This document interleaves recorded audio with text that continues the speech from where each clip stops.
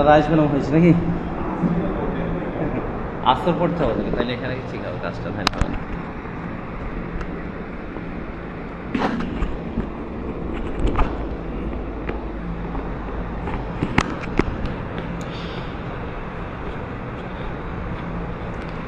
আলহামদুলিল্লাহ কাফা ওয়াসসালাতু ওয়াসসালামু আলা মান লা নাবিয়্যা বা'দা আম্মা বা'দ ফাউযু বিল্লাহি মিনাশ শাইতানির রাজীম বিসমিল্লাহির রহমানির রহিম ইল্লা মান আতাল্লাহা বিকলবিস সালিম। সমস্ত প্রশংসা আল্লাহ রাব্বুল আলামিনের জন্য। তারপরে নবী সাল্লাল্লাহু আলাইহি সাল্লামের উপর দরুদ ও সালাম বর্ষিত হোক। আল্লাহুম্মা সাল্লি আলাইহি আল্লাহুম্মা বারিক আলাইহি। আমরা যে বিষয়টাকে নির্ধারণ করেছি সেটা হচ্ছে আকীদা। এই বিষয়টা কেন নির্ধারণ করলাম এটাকে আমাদেরকে বুঝতে হবে যে অনেক বিষয় আছে, সেই সমস্ত বিষয়গুলো বাদ দিয়ে আমরা আকীদার বিষয়টাকে কেন নির্ধারণ করলাম এবং কি কারণে, এবং আকীদা যদি না বুঝায় তার ক্ষতিটা কী এবং বুঝলে তার উপকারটা কী, এবং আকীদাটা সর্বপ্রথম বোঝা কেন দরকার সেটা আমাদেরকে আগে বুঝতে হবে। তারপর আমি বিষয়টার উপরে যাচ্ছি, সংক্ষিপ্ত হওয়া কথাটা বলে দিচ্ছি। সেটা হচ্ছে যে কোনো জিনিসের মূল যেটা সেটা হচ্ছে তার বিশ্বাসটা। তার বিশ্বাসটা হচ্ছে মূল। যদি বিশ্বাসটা ঠিক না থাকে তাহলে যতই ভালো কাজ করুক, যতই সুন্দর কাজ করুক, তাহলে কোনো ফলাফল তার স্থায়িত্ব লাভ করবে না। সাময়িকভাবে কিছু দেখতে মনে হতে পারে বা কিছু ভালো লাগতে পারে, কিন্তু শেষ পর্যন্ত তার ফলাফল খারাপ হবে। যদি এই যে মসজিদটা তৈরি করা হয়েছে, যদি এর ভিড়টা ঠিক না থাকে তাহলে কি হবে, উপরে যতই সুন্দর করা হোক আর যতই চাকচিক্য করা হোক এক সময়তে পড়ে যেতে পারে বা ভেঙে যেতে পারে। সেজন্য আমাদেরকে কি করতে হবে, আকীদার বিষয়টাকে আগে সেই জন্য নিয়ে আসা হলো, ঠিক আছে। দ্বিতীয় কথা হচ্ছে, যদি তলাটা যদি ফুটো থাকে, যে কোনো জিনিস, যেমন ধরে নদী সমুদ্রে যারা মাছ ধরে, তো মাছ যাতে রাখে সেটাকে আমাদের দিকে কি বলে, খালুই বলে। আপনাদের কি বলে? তো সেটা যে তলায় ফুটো থাকে তো মাছ থাকবে, একটা মাছও থাকবে না। সেই জন্য যদি আকীদা শুদ্ধ না হয়, লোকটা যদি নামাজ, রোজা, হজ, যাকাত, মসজিদ, সাদকা যা কিছু তার জীবনে করছে, কোনোটাই কি হবে, উপকার আসবে না। এই একটা দিক অবশ্যই এটা জানতে হবে। যদি এটা ঠিক না থাকে তাহলে তার কাজ করেও ভালো লাগবে না, আর সে পরকালে সফলতা অর্জন করবে না, আর কবরে গিয়ে সর্বপ্রথম আকীদা সম্পর্কে জিজ্ঞাসা করা হবে। সেই জন্য একটা মানুষের জীবনের সবচেয়ে গুরুত্বপূর্ণ বিষয়, যেটা প্রত্যেক মুসলিমের জন্য শেখা হয়েছে ফরজ, বাধ্য, তাকে শিখতে হবে। অন্যান্য বিধানগুলো শেখা ফরজ নয়, জানা ফরজ নয়। আল্লাহ রাব্বুল আলামিন বলেছেন, ওমাই ইয়াকফুর বিল ঈমান, যারা ঈমানকে অস্বীকার করলো, ফাকাদ হাবিতা আমালুহু ওয়া হুয়া ফিল আখিরাতি মিনাল খাসিরিন, যে তার সমস্ত আমল কি হয়ে যাবে, নিষ্ফল হয়ে যাবে। যত মেহনত পরিশ্রম করেছে সব নিষ্ফল হয়ে যাবে, পরকালে সে ক্ষতিগ্রস্ত হবে। যে কাবাতে আমরা হজ করতে যাচ্ছি, এই কাবা কারা তৈরি করেছে? মক্কার মুশরিকরা। কারা তৈরি করেছে? মক্কার মুশরিকরা তৈরি করেছে। তো আল্লাহ রাব্বুল আলামিনের পছন্দনীয় ঘর, এবং আল্লাহ রাব্বুল আলামিন কাবার অনেক সম্মান দিয়েছেন এবং ইসলামে তার অনেক মর্যাদাও আছে। তারপরেও তারা কাবা তৈরি করেছে, তো তারা নেকি পাবে না, তারা নেকি পাবে না, বরং তারা যা কাজ করেছে সেই কাজ তাদের ক্ষতি হিসাবে পরকালে দেখানো হবে। কেন? যে তাদের আকীদাতে গোলমাল ছিল। কি ছিল? আকীদাতে গোলমাল ছিল। তাহলে আকীদায় যদি গোলমাল থাকে তাহলে তার কাজগুলোও শুদ্ধ হবে না, আল্লাহ রাব্বুল আলামিনের কাছে কবুল হবে না। সেই জন্য প্রত্যেক মুসলিমকে, যারা মুসলিম হয়ে থাকতে চায়, মুসলিম হয়ে মরতে চায় এবং মুসলিম হয়ে সহি আকীদার হয়ে আল্লাহ সুবহানাহু ওয়া তাআলার কাছে উপস্থিত হতে চায়, অবশ্যই তাদেরকে আকীদার জ্ঞান অর্জন করতে হবে। কারণ একটি মাধ্যম মানুষকে সঠিক করা, সেটা হচ্ছে জ্ঞান।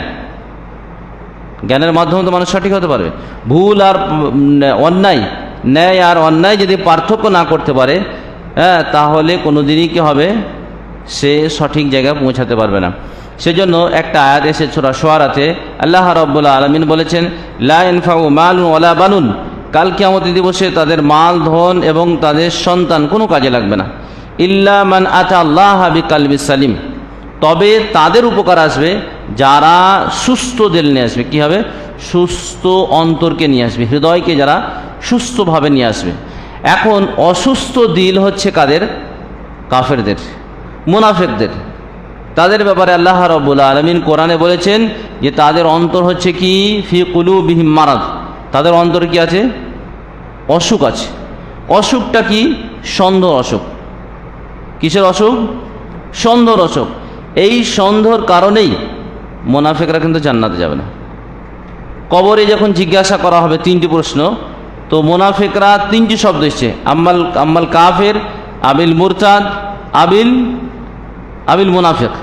মুনাফিক, সন্দিহান এবং কাফের, তারা কি বলবে? হা হা লাদিন, আমরা জানি না। আকুলু মা ইয়াকুলুন নাস, লোকে যা বলতো তাই আমরা বলতাম। তো তারা যখন এই উত্তর দেবে তখনই কি হবে? ফেরেশতা তাদেরকে মারতে শুরু করবে। কেন? তাদের আকীদাতে গোলমাল ছিল, সন্দেহ ছিল। তা আল্লাহ তাআলা বলেছেন, মান আতা আল্লাহ বিকালবিস সালিম, যে ব্যক্তি সুস্থ দিল নিয়ে আসবে তার মাল ধন সন্তান উপকার আসবে। আর যদি সুস্থ দিল না নিয়ে আসে তাহলে উপকার আসবে না। এখানে ব্যাখ্যাকারকরা কয়েকটা ব্যাখ্যা দিয়েছেন। ব্যাখ্যার মধ্যে একটা বলছে আল কালবুল খালিস, নির্ভেজাল দিল। কি হচ্ছে? নির্ভেজাল দিল। মিনা শিরক, কি থেকে নির্ভেজাল? সালামাতু মিনা শিরক, শিরকে থেকে নির্ভেজাল, এবং বিদাত থেকে নির্ভেজাল। কি থেকে? বিদাত থেকে নির্ভেজাল। বিভিন্ন গুনার ওপর ইসরার, গুনহার ওপরে বাড়াবাড়ি করা থেকে নির্ভেজাল দিল যারা নিয়ে আসবে তাদেরই কি হবে? কালবে সালিম, তারা সুস্থ দিল। তাছাড়াও সহিহ বুখারীতে একটা হাদিস রয়েছে। কি রয়েছে? সহিহ বুখারীতে একটা হাদিস রয়েছে, লম্বা চওড়া হাদিস। সে হাদিসের শেষ অংশে রাসূলুল্লাহ সাল্লাল্লাহু আলাইহি ওয়াসাল্লাম বলছেন, আলা শুনো, ওয়া ইন্না ফিল জাসাদি মুযগাতুন, মানুষের শরীরের মধ্যে একটা অংশ আছে। কি আছে? মানুষের শরীরের মধ্যে একটা অংশ আছে, ইদা সালুহা সালুহাল জাসাদ, যখন সেই অংশটা সুস্থ থাকবে, ঠিক থাকবে, তখন কি হবে? পুরো শরীরটা ঠিক থাকবে। আলা ওয়াহিয়াল কালব, সেটা কি? মানুষের হৃদয়। সেটা কি? মানুষের হৃদয়। সেজন্য আকীদার বিষয়টা যদি ঠিক না থাকে তাহলে অন্তরটা কি হয়ে যাবে? অসুস্থ হয়ে যাবে। আর হৃদয় যদি অসুস্থ হয়ে যায়, অন্তর যদি অসুস্থ হয়ে যায়, তাহলে সে লোক কাজ করে, ইবাদত করে টেস্ট পাবে না, ইবাদত তার কাছে ভালো লাগবে না। ইবাদত করতে পারে কিন্তু অপছন্দনীয় লাগবে, বিরক্তকর লাগবে, তৃপ্তিকর লাগবে না, অতৃপ্তিকর লাগবে, তিক্ত লাগবে। সেই সময়তে যারা তিক্তভাবে, বিরক্তভাবে, অসন্তুষ্টভাবে ইবাদত করবে তাদের ইবাদত আল্লাহর কাছে গ্রহণযোগ্য হবে না। কারণ সন্দেহ হচ্ছে এমন একটা সমস্যাজনক, যেই সমস্যা মানুষের পার্থিব জীবনের সমস্যা সৃষ্টি করে, ফ্যামিলি জীবনের সমস্যা সৃষ্টি করে। যদি সন্দেহ হয় স্বামী স্ত্রীর মধ্যে, তখন কি হবে? চলবে সংসার? চলবে না। ওরকমভাবে আল্লাহ রাব্বুল আলামিনের ব্যাপারে যদি সন্দেহ হয়, তখনও কি হবে? তার ইবাদত কাজে লাগবে না, সে কবরকে উত্তর দিতে পারবে না। আর সর্বপ্রথম প্রশ্ন তো কবরই হবে। কিসে হবে? কবরই হবে, তা না, অন্য কোথাও হবে না। সেই জন্য আমাদেরকে প্রত্যেকেই আগে আকীদা সম্পর্কে সুস্থ সঠিক জ্ঞান রাখতে হবে। কারণ আকীদা যদি শুদ্ধ হয় তাহলে অন্তর, দিল শুদ্ধ থাকবে। আর দিল যদি শুদ্ধ না হয়, নির্ভেজাল না হয়, তাহলে আল্লাহ রাব্বুল আলামিনের কাছে কবুল হবে না। সেই জন্য নবী মুহাম্মদ সাল্লাল্লাহু আলাইহি ওয়াসাল্লাম সহ পূর্বে যত নবী এসেছে, সমস্ত নবী তাদেরকে সর্বপ্রথম কোনো বিধানের হুকুম দেননি। নামাজ, রোজা, হজ, যাকাত, এই যে পর্দা, পশিদা, সাদকা, এইসব কিছু বলেননি। সর্বপ্রথম তাদের আকীদা শুদ্ধ করেছেন। কি করেছেন? আকীদা শুদ্ধ করেছেন। এমনকি আরও আমাদের নবী মুহাম্মদ সাল্লাল্লাহু আলাইহি সাল্লাম মক্কাতে কোনো বিধান অবতীর্ণ হয়নি। মক্কাতে কি হয়েছে? কোনো বিধান অবতীর্ণ হয়নি। লাস্টের দিকে নামাজ অবতীর্ণ হয়েছে, সালাত, আল্লাহ রাব্বুল আলামিন সালাতকে দিয়েছেন, কিন্তু বাস্তবায়ন কোথায়? মদিনায় গিয়ে হয়েছে। আরও বাকি সমস্ত বিধান, যে যাকাত বলেন, হজ বলেন, জিহাদ বলেন, পর্দা বলেন, এগুলো সব কোথায়? মদিনায় গিয়ে হয়েছে পরবর্তীকালে। এই যে নবী সাল্লাল্লাহু আলাইহি সাল্লাম 13টি বছর এবং বিশেষ করে 10টি বছর শুধুমাত্র কি শুদ্ধ করেছেন? শুধু আকীদা শুদ্ধ করেছেন, অন্য কোনো কথা তিনি বলেননি। এমনকি যখন রাসূলুল্লাহ সাল্লাল্লাহু আলাইহি সাল্লাম আকীদা শুদ্ধ করতে চাচ্ছিলেন তার জাতির কাছে, বারবার যখন আকীদা শুদ্ধর কথা বলছিলেন, তখন মক্কার মুশরিকদের বড় বড় লিডাররা এসে কি করতে চেয়েছিলেন? তার দাদুকে, তার চাচাকে আবু তালেবকে বলেছিল যে ও যদি কি চাই, হ্যাঁ, মাশাআল্লাহ, বারাকাল্লাহ। যদি রাজত্ব চায় তো কি হবে? রাজত্ব দেওয়া হবে। ও যদি সুন্দর একজন নারী চায় তো দেওয়া হবে। ধন সম্পদ চাইলে কি হবে? দেওয়া হবে। কিন্তু রাসূলুল্লাহ সাল্লাল্লাহু আলাইহি ওয়াসাল্লাম নিয়েছিলেন কি? না, নেননি। কেন নিলেন না? কেন নিলেন না? এটা ভেবেছেন কোনোদিন যে রাসূলুল্লাহ সাল্লাল্লাহু আলাইহি ওয়াসাল্লাম রাজত্ব কেন? রাজত্ব নেওয়ার পরে সবকে তো প্রশাসন দিয়ে ঠেঙিয়ে সব তো ঠিক করতে পারতেন। পারতেন কি পারতেন না? হবে এটা? আকীদার ভিতরকার যেটা শুদ্ধ করা, এটা কি প্রশাসন দিয়ে হবেই? না, হবে না, অসম্ভব। এটা অসম্ভব। ভিতর শুদ্ধ করা কোনোদিন যায় না। প্রশাসন লেভেল হচ্ছে তাদের জন্য যারা একবারেই সীমালঙ্ঘনকারী, বা কিছু সংখ্যক লোককে প্রশাসন দিকে টাইট করা যায় সাময়িকভাবে কিছু বিষয়ে। সার্বিক বিষয়ে মানুষকে প্রশাসন দিয়ে বলা হোক, সিসি ক্যামেরা দিয়ে বলা হোক, এ কিছু দিয়েই আয়ত্ত করা যায় না। যা দিয়ে আয়ত্ত করা যায় সেটা হচ্ছে মানুষের ভিতরটা শুদ্ধ করে। কি করা যায়? ভিতর যদি শুদ্ধ করা যায়, আকীদা যদি শুদ্ধ করা যায়, আল্লাহ সুবহানাহু ওয়া তাআলাকে যদি চেনানো যায়, আল্লাহকে যদি বুঝতে পারে, তার আত্মার খাবার যদি পায়, তো অবশ্যই সেই ব্যক্তিকে শুদ্ধ করা যাবে, সেই সমাজকে শুদ্ধ করা যাবে, সেই রাষ্ট্রকে শুদ্ধ করা যাবে। তো রাসূলুল্লাহ সাল্লাল্লাহু আলাইহি ওয়াসাল্লাম নিলেন না, আবার মদিনায় গিয়ে কী করলেন? মদিনায় গিয়ে রাষ্ট্র কায়েম করেছিলেন, করেননি? হ্যাঁ, রাসূলুল্লাহ সাল্লাল্লাহু আলাইহি ওয়াসাল্লাম মদিনায় গিয়ে রাষ্ট্র কায়েম করেননি? তিনি রাষ্ট্রনায়ক হয়েছিলেন এবং বিভিন্ন অনেক কাজ করেছেন, তা বিধিবিধান বাস্তবায়ন করেছেন। যাকে বলা হলো কিছুদিন আগে, কয়েক বছর মাত্র আগে বলা হলো আপনি রাষ্ট্রনায়ক হয়ে যান, আপনাকে এইসব কথা বলা যাবে না, কিন্তু তিনি হলেন না। পরবর্তীকালে তিনি আবার রাষ্ট্র কায়েম করলেন। কেন? কি কারণে? রাষ্ট্র কায়েম করা হোক, সমাজ কায়েম করা হোক, এটা মূলনীতি যেটা আমি বুঝেছি সেটা হচ্ছে এই, যাদেরকে নিয়ে আপনি রাষ্ট্র কায়েম করবেন, যাদেরকে নিয়ে আপনি সমাজ কায়েম করবেন, তারা আপনার বিরোধী কিনা সেটাই বিষয়। আপনি যে মতবাদ, আপনি যে আকীদা, আপনি যে থিওরি পেশ করছেন, সেটা তার প্রতি ভালোবাসা, আন্তরিকতা আছে কিনা। যদি না থাকে তাহলে আপনাকে পিছন থেকে ধাক্কা দেবে, পিছনে আপনার ছুরি মারবে, আপনাকে ফেলে দেবে, তখন কিন্তু আপনি দাঁড়াতে পারবেন না। সেই জন্য যে মতবাদ হোক, যে আকীদা হোক, যে চিন্তা চেতনা, যে বিশ্বাসকে খাড়া করতে যাওয়া হচ্ছে, তাদের লোকগুলা সেই বিশ্বাসে বিশ্বাস্ত কেনা, তাকে ভালোবাসে কিনা, প্রচার করতে চায় কিনা, তার প্রতি আন্তরিকতা আছে কিনা, তাকে নিজের চাইতেও বেশি গুরুত্ব দেয় কিনা, এগুলা যদি ঠিক থাকে তবেই সেই সমাজকে ইসলামী সমাজ বলা যাবে বা ইসলামকে বাস্তবায়ন করা যাবে। নবী মুহাম্মদ সাল্লাল্লাহু আলাইহি সাল্লাম বড় হিকমতওয়ালা ছিলেন। তিনি জানতেন যে যদি এদেরকে নিয়ে রাষ্ট্র কায়েম করি, এরাই কালকে আমাকে ফেলে দেবে, কালকে আমাকে মেরে দেবে, কালকে আমাকে হত্যা করবে। বহু রাষ্ট্র এরকম হয়েছে। তারপরে রাসূলুল্লাহ সাল্লাল্লাহু আলাইহি ওয়াসাল্লাম যখন সাহাবায়ে কেরামদের আকীদা শুদ্ধ করে নিয়ে অল্প কিছু সাহাবী, একদিন সাহাবায়ে রাসূলুল্লাহ সাল্লাল্লাহু আলাইহি ওয়াসাল্লাম ভয়ে ভীতু সন্ত্রস্ত হয়ে গেলেন। বললেন যে সাহাবায়ে কেরামদেরকে বললেন, গুণ তো কতজন আছে? বললো, আপনি কি ভয় পাচ্ছেন মদিনায় যাওয়ার পরে? বলছেন, না, ভয় পাচ্ছি না। তো রাসূলুল্লাহ সাল্লাল্লাহু আলাইহি ওয়াসাল্লাম বললেন, সাহাবায়ে কেরাম বললেন, প্রায় 600 থেকে 700 জন। সহিহ মুসলিম হাদিস রয়েছে 600 থেকে 700 জন। তবু নবী মুহাম্মদ সাল্লাল্লাহু আলাইহি ওয়াসাল্লাম তাদেরকে নিয়ে একটা রাষ্ট্র কায়েম করে দিলেন, এবং তা নিরাপদ হলো যে মুসলিমদের প্রতি হামলা করবে, আপোষের মধ্যে দ্বন্দ্ব লাগবে, এই বিষয়টা ছিল না। কেন? যে আকীদা আগে শুদ্ধ করা হয়েছে 13 বছর আকীদা শুদ্ধ করার পরে তারপরে মদিনাতে কি করা হল? রাষ্ট্র কায়েম করা হল। আর আমরা কি করছি জানেন? আমরা সবাইকে নিয়ে একটা গণ্ডির মধ্যে ভরে দিচ্ছি। আকীদা শুদ্ধ ছাড়াই আমরা যে সমাজগুলো প্রতিষ্ঠা করছি, সবাইকে নিয়ে আসছি, নিয়ে আসার পরে এক জায়গায় করে দিচ্ছি, আর তারপরে আপোষের মধ্যে গুতুগুতি শুরু হচ্ছে। যেমন অন্যান্য দলগুলো আছে, বিভিন্ন রাজনৈতিক দল, যারা আছে কি একে অপরের বিরুদ্ধে গীবত করে, বদনাম করে, একে অপরের বিরোধিতা করে, একে অপরে মারতে চায়। এটা ঠিক এরকম ধর্মীয় জায়গাগুলোও ঠিক ওইরকম হয়ে গেছে। কেন? যে আসলেই যাদেরকে আমরা মুসলিম বলে নিয়ে আসছি, সে আসলে আকীদা বোঝে না, সে আসলে আল্লাহকে ভালোবাসে না, সে আসলে রসুলকে ভালোবাসে না, সে আসলে আকীদা বুঝেই না, এবং মুসলিমের কত মর্যাদা সেটাও সে বুঝে না। সেই জন্য এই সমস্যাগুলো শুরু হচ্ছে। সেই জন্য আমাদেরকে সর্বপ্রথম যে কাজটা করতে হবে সেটা হচ্ছে কি করতে হবে? আকীদা শুদ্ধ করতে হবে। আর তাদেরকে নিয়েই দিনের কাজ করতে হবে যারা আকীদা শুদ্ধ করতে চায়। সবারই সমানভাবে শুদ্ধ হবে তা নয়, সবারই সমানভাবে শুদ্ধ হবে তা নয়, কিন্তু শুদ্ধ করতে চাই এবং তার প্রতি তাদের প্রচেষ্টা আছে। তাদেরকে নিয়েই সমাজ যদি আমরা গড়ি, ইনশাআল্লাহ একটা উপযুক্ত জায়গা তৈরি হবে, না হলে উপযুক্ত জায়গা তৈরি হবে না। পৃথিবী জুড়ে দেখছেন বিভিন্ন দেশে কিন্তু অন্যায় কি হচ্ছে, অন্যায়ের শেষ নেই। এত আইন, এত সিসি ক্যামেরা, এত লাইট, ব্যবস্থা করা হচ্ছে, গ্রামে গ্রামে মোড়ে মোড়ে। তারপরেও অন্যায় হচ্ছে না? ধর্ষণ থেকে বলেন, চুরি থেকে বলেন, ডাকাতি থেকে বলেন, মিথ্যা বলা থেকে নেই, এগুলো হচ্ছে না? প্রচুর হচ্ছে। কিন্তু নবী মুহাম্মদ সাল্লাল্লাহু আলাইহি সাল্লাম যাদেরকে তৈরি করেছিলেন, যাদের আকীদা শুদ্ধ করেছিলেন, সেই লোকগুলা মিথ্যা বলতেন না? বলেননি। এবং তারা বেশিরভাগ তারা আগে বড় বড় কি করে বড় বড় দুর্ধর্ষ মানুষ ছিলেন, তেনারা বড় বড় অপরাধের সাথে জড়িত ছিলেন। নবী সাল্লাল্লাহু আলাইহি সাল্লাম তাদের আকীদাকে শুদ্ধ করলেন, শুদ্ধ করার পরে তারপরে তাদেরকে ইসলামী যে নূর, ইমানি যে নূর, সেটা দেওয়ার পরে তারা খুব সহজেই গ্রহণ করে নিল। আর গ্রহণ করে নেওয়ার ফলে সমাজের সমস্ত ধরনের অন্যায় কি হয়ে গেল? দূর হয়ে গেল।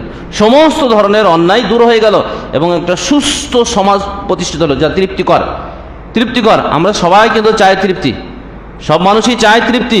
আমার মনে শান্তি হোক, ফ্যামিলি শান্তি হোক, গ্রামের শান্তি হোক, চাই বেশিরভাগ মানুষ। খুব কম ভাগ মানুষ এটা চায় না।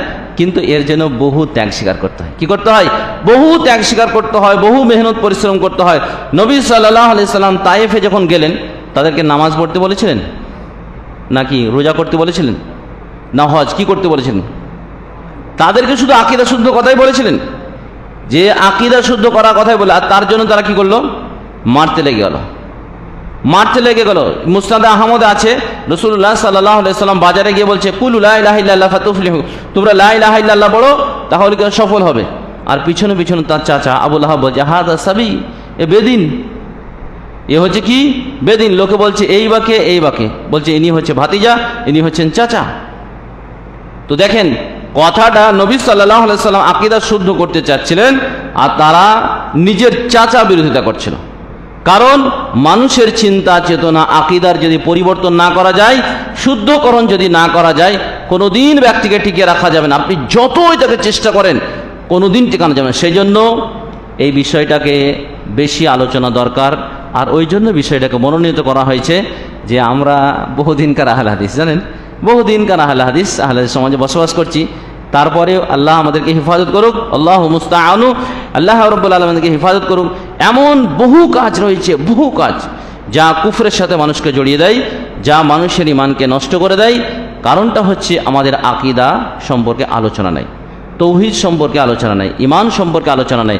সেই জন্য আমরা এই সমস্ত বিষয়গুলো পিছিয়ে থাকার কারণে আমরা উপযুক্ত লোককে খুঁজে পাচ্ছি না বা দেখতে পাচ্ছি না।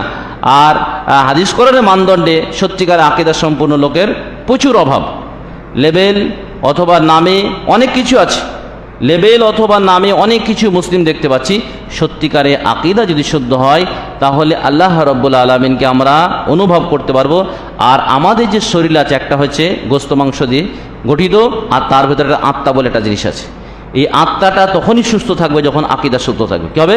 তখন আকীদা শুদ্ধ থাকবে। আর আত্মা যদি শুদ্ধ না থাকে, তখন তার কাছে হক আর বাতিলে পার্থক্য করতে পারবে না। কী হবে? কিছুই পার্থক্য করবে না।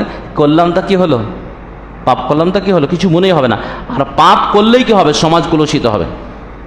পাপ করলেই, অপরাধ করলেই সমাজ কলুষিত হবে। এই যে যত অন্যায় বলছেন, দেখছেন সমাজের মধ্যে, এগুলো ঠেকানো যাচ্ছে না। এই জন্যই চুরি বলেন, ডাকাতি বলেন, মন্ত্রী এমপি এমএলএরা সব করছে।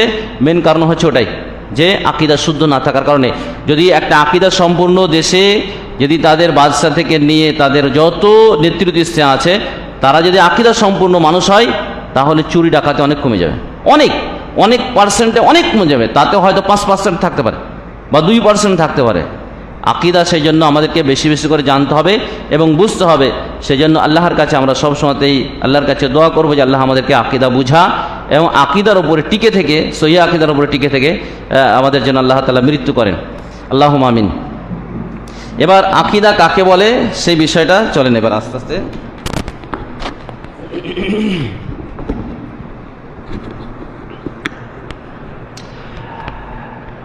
আকীদা শব্দটার শাব্দিক মানে আমাদেরকে আগে জানতে হবে। কি জানতে হবে? শাব্দিক। ঠিক আছে, আকীদা শব্দটার শাব্দিক অর্থ। আকীদা শব্দটার এর শাব্দিক অর্থ বলছে আল আখযু বিল কুওয়াহ।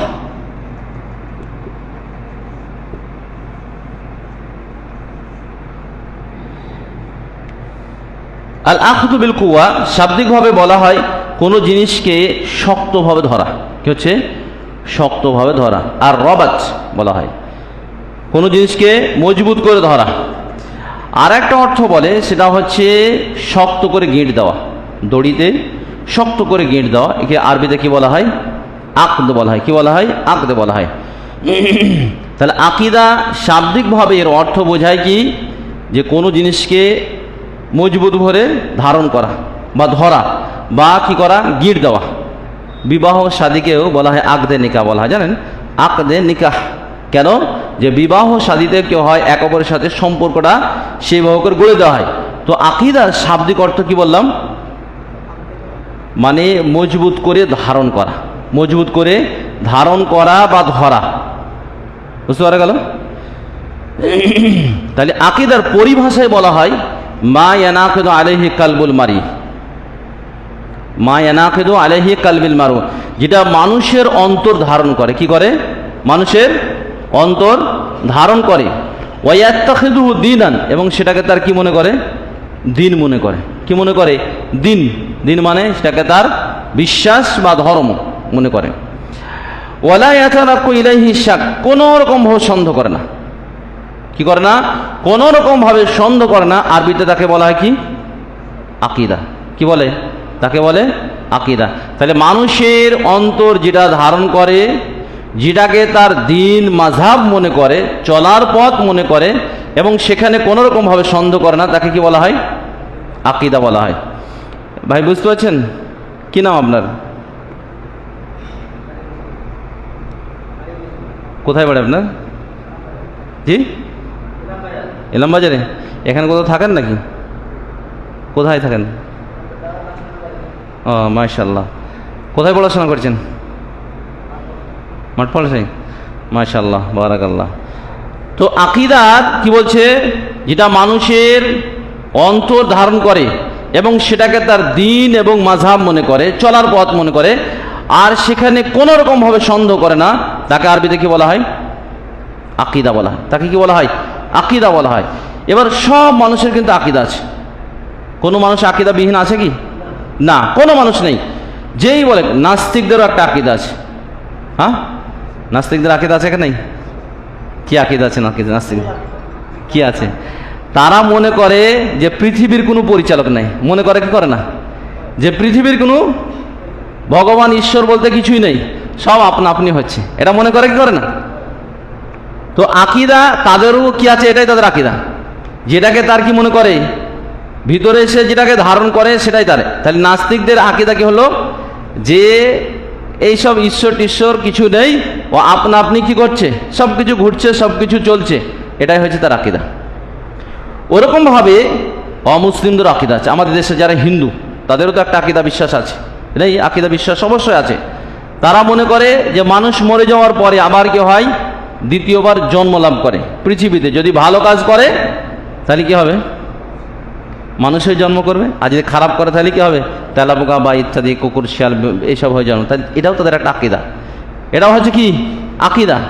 ওরকমভাবে মুসলিমদের বিভিন্ন আকীদার স্তর আছে। আকীদা কিন্তু দেখার জিনিস নয়। কি? আকীদা দেখার জিনিস নয়, এটা হচ্ছে ভিতরের জিনিস। ওই যে বললাম হিন্দুদের যে আকীদার কথা বললাম, ওটা কি তারা দেখে? না, দেখতে পায় না। ওটা তাদের ভিতরকার জিনিস। ভিতরে যেটা ধারণ করে সেটাই আকীদা। নাস্তিকরা যেটা বলছে, এটা নাস্তিকদের এটা দেখার জিনিস নয়। ওরকমভাবে সুফিবাদ যারা ওয়াহদাতুল উজুদে বিশ্বাসী, তারা বলছে সর্বত্রে আছে, সব জায়গাতে ঈশ্বর আছে, সব জায়গাতে আল্লাহ আছে। যার ইবাদত করবা কি করা হবে? আল্লাহ রাব্বুল আলামিন ইবাদত করা হবে।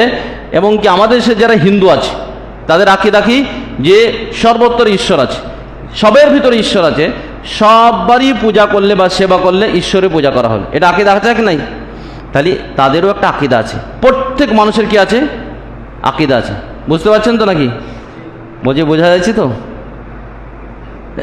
তাহলে প্রত্যেক মানুষের কি আছে? আকীদা আছে। সেটা ভুল হোক বা সঠিক হোক, আকীদা হচ্ছে আপনার সার্বিক বিষয়কে বলে, যেটাই মানুষ ধারণ করে, যেটাই মানুষ বিশ্বাস করে, যেটাকে তার ধর্ম মনে করে, যেটাকে তার দিন মনে করে, যেটাকে তার চলার পথ মনে করে, সেখানে সন্দেহ নেই এবং সেখানে মনে করে এখানে কল্যাণ আছে, এটাই হচ্ছে তার কি? আকীদা। যদি বলে আমার আকীদা বিশ্বাস কিছু নেই, তাহলে কি হবে? পৃথিবীতে এরকম কোনো মানুষ পাওয়া যাবে না। এরকম কোনো মানুষ নেই যে আকীদা বিশ্বাস নেই। সব মানুষের আছে, কিছু না কিছু ধারণ করতেই হবে। কারণ এই ভিতর খালি থাকবেই না, করতেই হবে। দুই শ্রেণীর লোকের নেই, একটা হচ্ছে কাদের, যারা একবারে শিশু, একবারে বাচ্চা যারা, তাদের কোনো আকীদাতে নেই। আর একটা হচ্ছে যাদের মাথা কি হয়ে গেছে, গোল হয়ে গেছে, পাগল, যাদের মাথা খারাপ হয়ে গেছে, মাইন্ড ঠিক নেই, তাদের কোনো আকীদা নেই। সব মানুষের আকীদা কিছু না কিছু আছে। যেটা দরকার সেটা হচ্ছে আকীদা আমরা কোথায় থেকে গ্রহণ করব, কোথায় থেকে গ্রহণ করব সেটা হচ্ছে বড় ফ্যাক্ট। আকীদা যদি আমরা রামায়ণ মহাভারত থেকে যদি গ্রহণ করি তাহলে কি হবে? আকীদার গোলমাল হবে কি হবে না? যদি রামায়ণ মহাভারত থেকে যদি গ্রহণ করি অথবা আমাদের দেশে মানুষ যা বলছে সেটাকে যদি আমরা গ্রহণ করি তাহলে আকীদা গোলমাল হবে, হতেই হবে গোলমাল। আকীদা গ্রহণও ঠিক জায়গায় করতে হবে। সেটা কোথা থেকে গ্রহণ করতে হবে? কোথায় থেকে? হ্যাঁ, মাশাআল্লাহ, কোরআন হাদিস আলা ফাহমি সালাফ। কোরআন হাদিস শুধু নয়, সাহাবায়ে কেরামদের বুঝ অনুপাতে কোরআন হাদিস নিতে হবে। কয়টা জিনিস থেকে আকীদা গ্রহণ করতে হবে? তার কি বললাম? যে আকীদার শাব্দিক অর্থ বললাম যে মজবুতভাবে ধারণ করা, আর পরিভাষায় বলা হয় যে মানুষের অন্তর যেটা ধারণ করে, যেটাকে তার দিন মনে করে, ধর্ম মনে করে, কোনো সন্দেহ করে না। আকীদা গ্রহণ করতে হবে তিনটি উৎস থেকে। কি থেকে বলেন তো?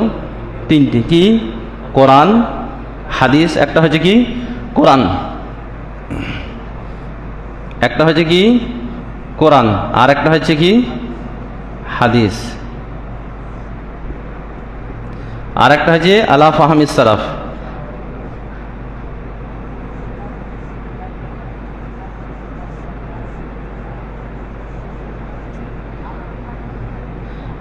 এই তিনটি মূল, কোরআন, হাদিস, আলা ফাহমিস সালাফ। কোরআন হাদিস থেকে আকীদা গ্রহণ করতে হবে। কিন্তু আরেকটা জিনিস গুরুত্বপূর্ণ আছে, সেটা হচ্ছে সাহাবায়ে কেরামদের বুঝ অনুপাতে কোরআন হাদিস নিতে হবে। এটা যদি না নেওয়া হয় তাহলে সমস্যা হয়ে যাবে। কেন সমস্যা হবে? আপনাদেরকে কয়েকটা দলিল দিচ্ছি।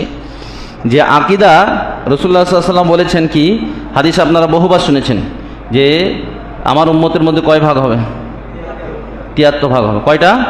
73 ভাগ হবে। হাদিসটা তিরমিজিতে আছে, আবু দাউদ আছে, ইবনে মাজাহ আছে। ইবনে মাজাহ একটু বেশি আছে। আল্লাহ রাসূল সাল্লাল্লাহু আলাইহি ওয়াসাল্লাম বলছেন যে ইহুদিরা হয়েছে কত? 71, খ্রিস্টানরা কত? 72। আর আল্লাযী নাফসু বিয়াদি মুহাম্মদ, সেই সত্তার কসম যার হাতে মুহাম্মদ সাল্লাল্লাহু আলাইহি ওয়াসাল্লাম প্রেরণ আছে, আমার উম্মত কি হবে? আর একটা বেড়ে যাবে। কত হবে? 73 হবে। কুল্লুহুম ফিন্নার, সবাই কোথায় যাবে? জাহান্নামে যাবে। কিছু হাদিস এসেছে ইল্লা ওয়াহিদা, একটা। সাহাবায়ে কেরামরা বললেন মা আনা আলাইহি ওয়া আসহাবি, রাসূল সাল্লাল্লাহু আলাইহি ওয়াসাল্লামকে জিজ্ঞাসা করলেন সেটা কারা? তো রাসূল সাল্লাল্লাহু আলাইহি ওয়াসাল্লাম বললেন মা আনা আলাইহি ওয়া আসহাবি, আমি এবং আমার সাহাবা রাদিয়াল্লাহু তাআলা আনহুম যে পথের উপর আছি, যে নীতির উপর আছে সেই নীতি। আর অন্য হাদিসে এসেছে ওয়াল জামা ওয়া হিয়াল জামা, মানে জামাতুস সাহাবা, জামাতুস সাহাবা, সাহাবায়ে কেরাম রাদিয়াল্লাহু তাআলা আনহুম যে নীতির উপর আছে। তো আল মিলাল ওয়ান নিহাল বলে একটা বই আছে, সেখানে 73টা ফেরকা দেখানো হয়েছে। তো সেটা আকীদার উপরে। কিসের উপরে? আকীদার উপরে 73 ভাগ হবে। কয়টা? 73 যে ভাগ হবে কিসের উপরে? আকীদার উপরে, মসলা মাসাইলের উপর নয়। কেউ যদি বুকের উপর হাত না বাঁধে, নাভির নিচেও যদি হাত বাঁধে, তবুও কি হবে? জান্নাতে যাবে। কি হবে? তার নামাজটা হয়ে যাবে, জান্নাতে যাবে, যদি আকীদা ঠিক থাকে। আর আকীদা যদি গোলমাল থাকে তাহলে কি হবে? জান্নাতে যাবে না। সহিহ মুসলিমের হাদিস কয়েকদিন আগে পড়ালাম, কিতাবুস সালাতে আছে। আব্দুল্লাহ ইবনে মাসউদ, তার 2 জন ছাত্র, আলকামা আর একজন রয়েছে, ওনার কাছে গেলেন। তো করলেন, বলে তাতবিক করতে হবে। রুকুর সময়তে বলছে 2 হাঁটুর মধ্যে এইভাবে হাত ভরে শুতে হবে, হাঁটুতে হাত দেওয়া হবে না। এবং ছাত্রকে মেরে শেখালেন এইভাবে। বুঝতেছেন? তো মসলা মাসাইলের মধ্যে আনুষঙ্গিক যেগুলো মসলা, সাহাবায়ে কেরামদের মধ্যেও মতভেদ আছে, কিন্তু আকীদার মধ্যে নেই। আকীদার মধ্যে নেই। সেই জন্য রাসূলুল্লাহ সাল্লাল্লাহু আলাইহি ওয়াসাল্লাম বলেছেন যে 73টা ফিরকা হবে। সেটা কিসের ভিত্তিতে? আকীদা ভিত্তি। আকীদা যদি গোলমাল থাকে তাহলে 73টা ফিরকা হবে। যদি আপনারা এগুলো বুঝতে পারেন তাহলে ওই যে 73টা ফিরকা কেন, বা আহলে সুন্নাত ওয়াল জামাতের ইমানের যে সংজ্ঞা, সেখান থেকে কি করে বাহির হয়ে গেছে সেটা দেখিয়ে দেওয়া যাবে ইনশাআল্লাহ। মানে তারা যে ইমানের সংজ্ঞা দিয়েছে এবং সালাফে সালেহিন সাহাবায়ে কেরাম যে ইমানের সংজ্ঞা দিয়েছে, একটু পার্থক্য আছে, হালকা হালকা পার্থক্য কোন কোন ক্ষেত্রে। তারপরে তারা কি হয়ে গেছে? আহলে সুন্নাত ওয়াল জামাত, সাহাবায়ে কেরামদের নীতি থেকে বাইরে হয়ে গেছে। তাহলে আকীদার কারণে আকীদা কটা জিনিস থেকে নিতে হবে? কোরআন, হাদিস আর সালাফায়ে সালেহিনদের বুঝ অনুপাতে। কোথা থেকে নিতে হবে? সাহাবায়ে কেরামদের বুঝ অনুপাতে নিতে হবে। ঠিক আছে? সাহাবাই কেরামদের বুঝ অনুপাতে কেন নিতে হবে তার একটা জলজান্ত দলিল দিচ্ছি আপনাদের এলাকায়, আপনারা বুঝতে পারবেন। সহিহ বুখারীতে একটা হাদিস আছে। হাদিসটা হচ্ছে এই মাররা আলা কাবরাইন, রাসূলুল্লাহ সাল্লাল্লাহু আলাইহি ওয়াসাল্লাম দুটো কবরের পাশে যাচ্ছেন, ইউআযযিবাহুমা, দুটো কবর কি করা হয়েছিল? শাস্তি দেওয়া হয়েছিল। বড় পাপের জন্য নয়, ছোট পাপের জন্য দেওয়া হয়েছিল। তো রাসূলুল্লাহ সাল্লাল্লাহু আলাইহি ওয়াসাল্লাম কি করলেন? খেজুর গাছের একটা কি করলেন? ডাল ছিঁড়লেন। এই হাদিস আপনাদের জানা আছে। তারপর দুটো কবর দিলেন আর বললাম ইয়া বিসা, যতক্ষণ পর্যন্ত না আশক আছে ইউখাফিফুহুমুল্লাহ, আল্লাহ রাব্বুল আলামিনের আযাব কি করবেন? হালকা করে দেবেন, কমিয়ে দেবেন। তো হালকা করে দেবেন। এই হাদিসটা যারা কবরে চাদর চড়ায় তারা কি করে দলিল দেয় জানেন? হ্যাঁ, কি করে দলিল দিচ্ছে জানেন? সহিহ বুখারী হাদিস থেকে তারা দলিল দেয়, বলছে এই যে পাতাটা ছিল সেই পাতাটা কিসের? সবুজ ছিল কি ছিল না? তো কবরে সবুজ চাদর চড়াতে আমি তো সহিহ বুখারীতে দলিল দিচ্ছি। কথা বুঝতে পেরেছেন? যে কবরে আল্লাহ রসুল পাতা দিলেন তো কবর আযাব কম হলো, আর আমরা সবুজ চাদর চড়ালাম তো সহিহ বুখারীতে দলিল, ওটাও সবুজ এটাও সবুজ, অসুবিধা কিসের? তাহলে সাহাবাই কেরাম কি ওইভাবে বুঝেছিলেন হাদিসটাকে? না, বুঝেন না, ওইভাবে বুঝেননি। তাহলে নিজের বুঝের কারণে চলে গেল, ওই জন্য আমি হাদিসটা বললাম। ঠিক আছে, তাহলে কোরআন হাদিস থেকে তো নিজেই হবে আকিদা, তার সাথে আলা ফাহমিস সালাফ, সাহাবাই কেরাম যেভাবে বুঝেছেন সেভাবে বুঝতে হবে। আর একটা বিষয় সেটা হচ্ছে আকিদার বিষয়ে যে সমস্ত হাদিস কোরআন আছে সেখানে কি করা হয় না? তাবিল, অপব্যাখ্যাও যায় না, ইজতেহাদও করা হয় না। ইজতেহাদ একটা চলে, চারটি মূলনীতি আছে, তার মধ্যে একটা হচ্ছে ইজতেহাদ করা। ঠিক আছে, তো ইজতেহাদ আকিদার ব্যাপারে চলে না। যেমন মাসলা মাসাইলে ইজতেহাদ করা যায়। ঠিক আছে, জায়গা যেমন ইজতেহাদ মনে করেন আপনি এখন সফর করলেন এই আফ্রিকার জঙ্গলে, কথার কথা কোনো জঙ্গলে গেলেন বা এমন এক জায়গায় গেলেন যে এলাকায় আপনি বুঝতে পারছেন না কোন দিকে পশ্চিম, তো ইজতেহাদ করতে হবে কি হবে না? একটা সাধারণ মানুষকেও ইজতেহাদ করতে হবে না? সাধারণ মানুষ তাকে কোন দিকে কিবলা তাকে ইজতেহাদ করতে হবে না? কিবলার কথা একটা নির্ধারণ করতে হবে, তো এটাকে বলছি ইজতেহাদ। তো মসলা মাসাইলে চলে কিন্তু আকীদায় চলবে না, আকীদাতে চলবে না। যেভাবে সাহাবাই কেরাম বুঝেছেন অথবা সাহাবাই কেরামদের নীতিতে তাবিনরা বুঝেছেন অথবা তাবিনরা যেভাবে বুঝেছেন সেই নীতিতেই আমাদের কি করতে হবে? আকীদা বুঝতে হবে। যদি সেই নীতিতে না বুঝে তাহলে বিভ্রান্তি অনিবার্য হতেই হবে, তাকে কি হবে? অনিবার্য বর্জ্য হবে। তাহলে আকীদা আমরা মানে বুঝলাম, আর কি বুঝলাম? যে আকীদা কোথায় থেকে নিতে হবে, কি হবে?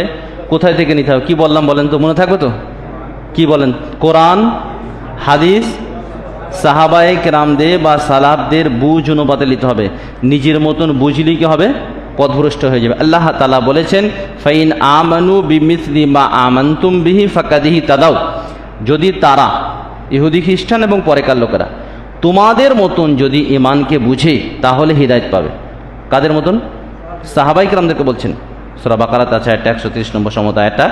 আল্লাহ বলছেন যদি তোমাদের মতন দিন বুঝে পরবর্তী লোকেরা বা ইহুদি খ্রিস্টান তাহলে হিদায়াত পাবে। যে তোমাদের মতন না বুঝে কি হবে? সন্দিহানের মধ্যে পড়ে যাবে, সন্দিহানের মধ্যে পড়ে যাবে। আর কবরে যারা উত্তর দিতে পারবেন তারা কারা? তাদের তিন প্রকার মধ্যে একটা হচ্ছে মুরতাব বলা হয়েছে, সন্দিহান। আবিশ্বাস শব্দ থেকে কিছু আদিছে, যারা সন্দিহান তারা কিন্তু উত্তর দিতে পারবে না। তাহলে সন্দেহ হচ্ছে বড় একটা সমস্যাজনক। তো সেই জন্য কি করতে হবে? কোরআন হাদিস আর সালাফে সালেহিনদের বুঝ অনুপাতে আকীদা নিতে হবে। আর বিষয়টা একটু কঠিন। বিষয়টা কি কঠিন? যাত্রার বই পড়ে আকীদা নিলে কিন্তু সমস্যা হয়ে যাবে। কে যাবে?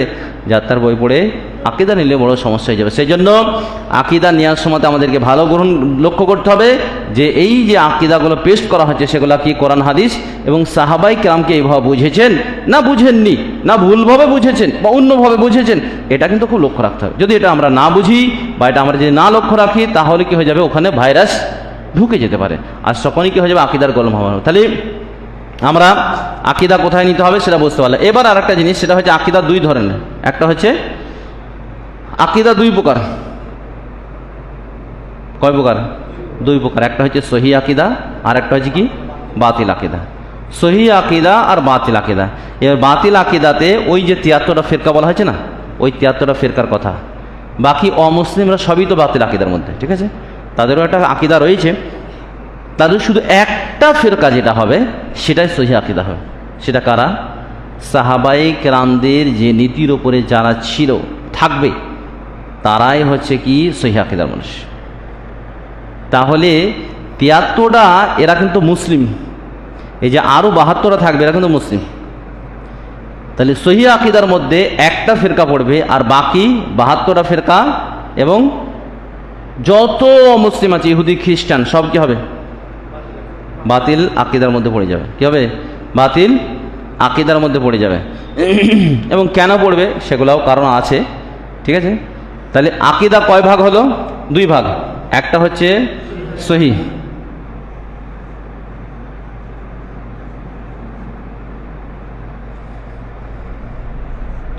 আর একটা হচ্ছে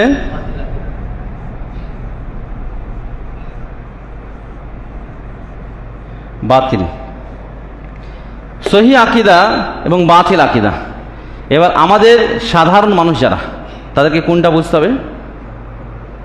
সহি আকিদাটা বুঝলেই হবে। কি হবে?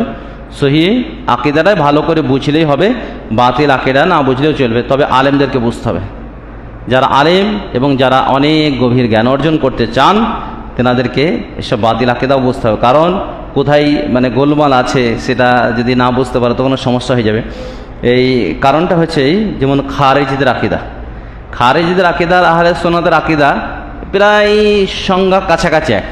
কোথায় কি পার্থক্য জানেন? শুধু পার্থক্যটা হচ্ছে আহলে সুন্নাত ওয়াল জামাত বলছে কাবিরা গুনাহ করলে তারা চিরস্থায়ী জাহান্নাম হবে না, আর ওরা বলছে যে না, কাবিরা গুনাহ করলেই চিরস্থায়ী জাহান্নাম হয়ে যায়। এটা হচ্ছে পার্থক্য, ঠিক আছে? সেজন্য অনেক ক্ষেত্রে মিল আছে, আবার অনেক ক্ষেত্রে অমিল আছে যেগুলো বাতিল আকিদা। সেজন্য আমাদের কি করতে হবে? সহি আকিদারা ভালো করে বুঝতে হবে। কি করতে হবে? সহি আকিদারা বুঝতে হবে।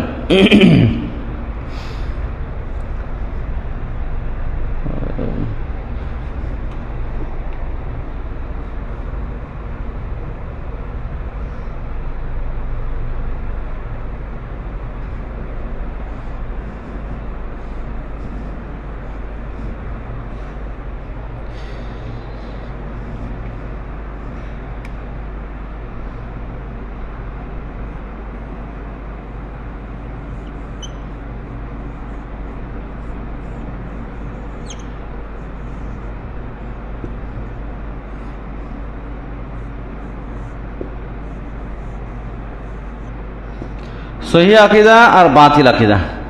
এবার সহি আকিদার মধ্যে কি পড়ে, কোন কোন বিষয়টা, সেটা আমাদেরকে জানতে হবে। কথা বুঝতে পারলেন? যে বুঝতে পারছেন তো ভাই? বুঝতে পারছেন? মানে এটা বক্তব্য দেওয়ার মতন নয়, হ্যাঁ, মানে একটু ভালো করে বুঝতে হবে। সহি আকিদার মধ্যে পড়ে ইমানের যে 6টি রুকুন আছে। কয়টি রুকুন? 6টি। এই 6টি রুকুনের দৃঢ়ভাবে বিশ্বাস করা, আর কি করা?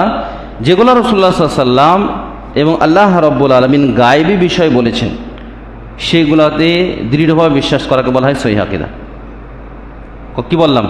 যে কোরআন এই ইমানের যে 6টি রুকুন আছে, এই 6টি রুকুনকে এবং গায়বী বিষয় যেগুলো কোরআন হাদিসে প্রমাণিত সেগুলোকে দৃঢ়ভাবে বিশ্বাস করা, দৃঢ়ভাবে ধারণ করা, সেটাকে বলছে কি? সহিহ আকীদা। বুঝতে পারলেন? তাহলে সহিহ আকীদা হতে গেলে ইমানের বিষয়গুলো দৃঢ়ভাবে ধারণ করতে হবে। এবার কীভাবে? ইমান কাকে বলে? ইমান শব্দটার মানে কি এবং ইমানের অর্থ কি?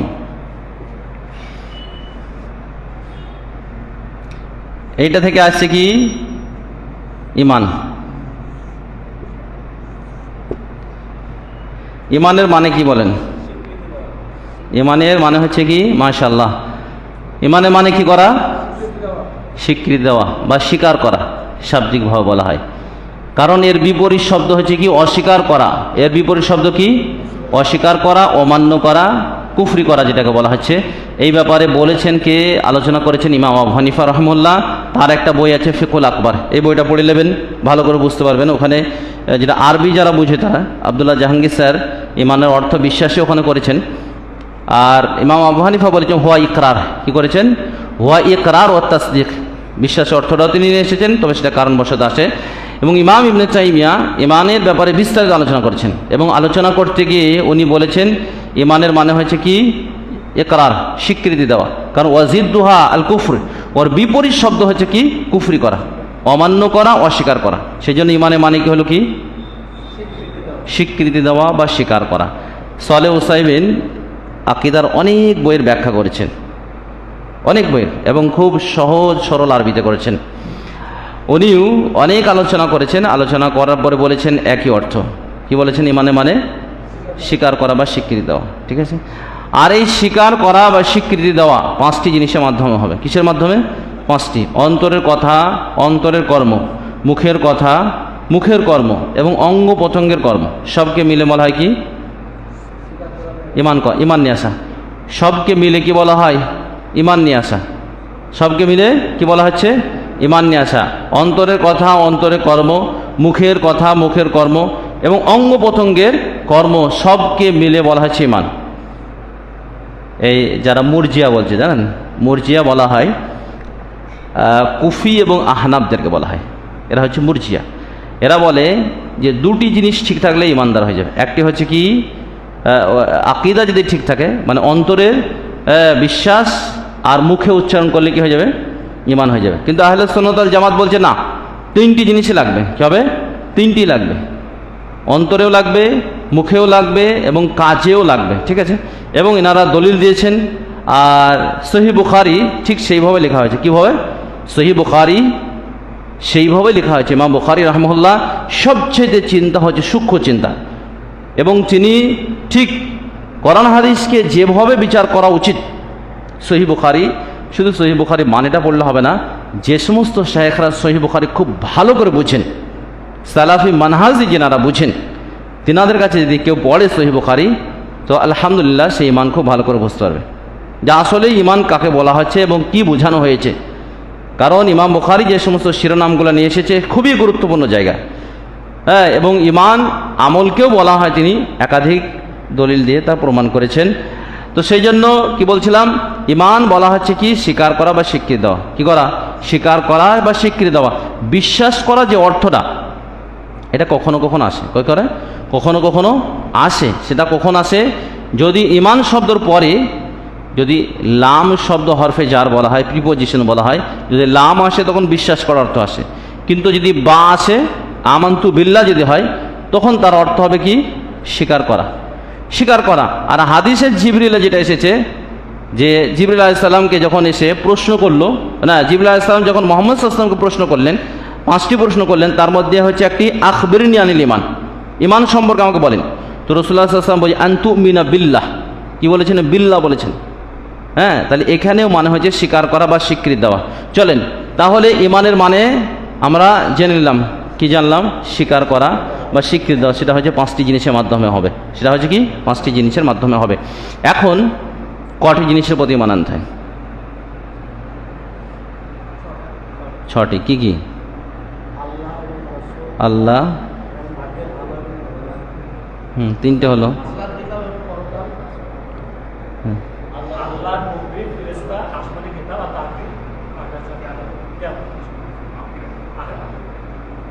হ্যাঁ, একটা হচ্ছে আল্লাহ রাব্বুল আলামিনের প্রতি ইমান নিয়ে আসা, তাই না?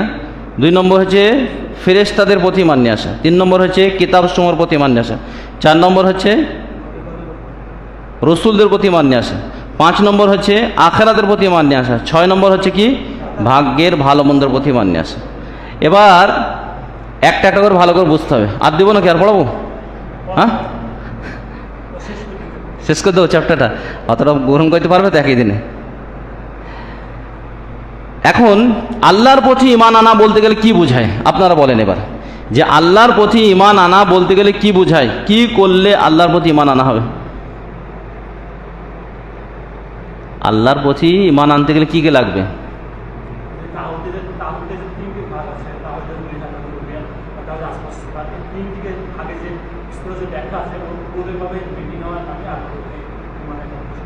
মাশাআল্লাহ, বারাকাল্লাহ ফিক। ভালো, সুন্দর উত্তর দিয়েছে।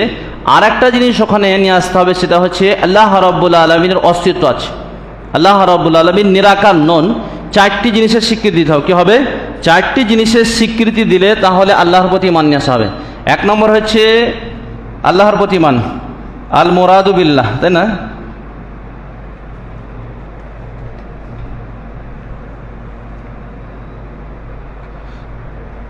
আল্লাহর প্রতি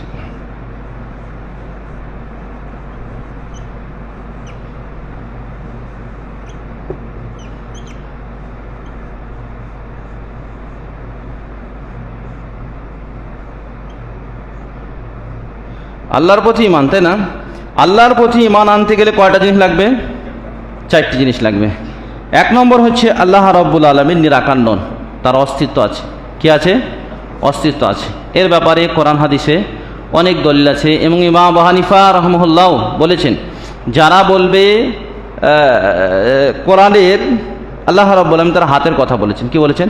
তার হাতের কথা বলেছেন এবং তার আত্মার কথা বলেছেন, তার পায়ের কথা হাদিসে রয়েছে। তো ইমাম আবু হানিফা তার ফিকহুল আকবর যে বইটা রয়েছে, ওই বইয়ে উনি বলেছেন, কেউ যদি বলে আল্লাহ রাব্বুল হাত, আল্লাহ রাব্বুল আলামিন হাত এবং আল্লাহ রাব্বুল আলামিন নাফস মানে হচ্ছে কুদরত অথবা তার নিয়ামত, ফাকাদ ইতাযালা, তারা হচ্ছে মুতাযালা। কি হলো? তারা মুতাযালা। যে বাতিল ফিরকা কটা আছে? 72 আছে না? তো তার মধ্যে হচ্ছে মুতাযালা। মুতাযালাদের সাথে আর আহলে সুন্নতের আকীদার সাথে পার্থক্য কি জানেন? ওরা বলছে যদি একটা মানুষ কাবিরা গুনাহ করে তাহলে কি হবে? মুসলিমও থাকবে না, অমুসলিমও হবে না, জান্নাতেও যাবে না, জাহান্নামে যাবে না, মধ্যে মধ্যে থাকবে। ঠিক আছে? মুজাব যাবেন বলছে, ঠিক আছে? তো এই হচ্ছে তোর পার্থক্য আকীদার। তো এরা বলছে, যেটা কি বলছিলাম, যে আল্লাহ রাব্বুল আলামিন অস্তিত্বর ব্যাপারটা ইমাম আবু হানিফা রাহমাহুল্লাহ বলেছেন যে আল্লাহ রাব্বুল আলামিন যারা বলবে আল্লাহর হাত, আল্লাহর নাফসে মানে হচ্ছে তার কুদরত অথবা তার কি নিয়ামত, এই অর্থ যারা করবে তারা মুতাযালা।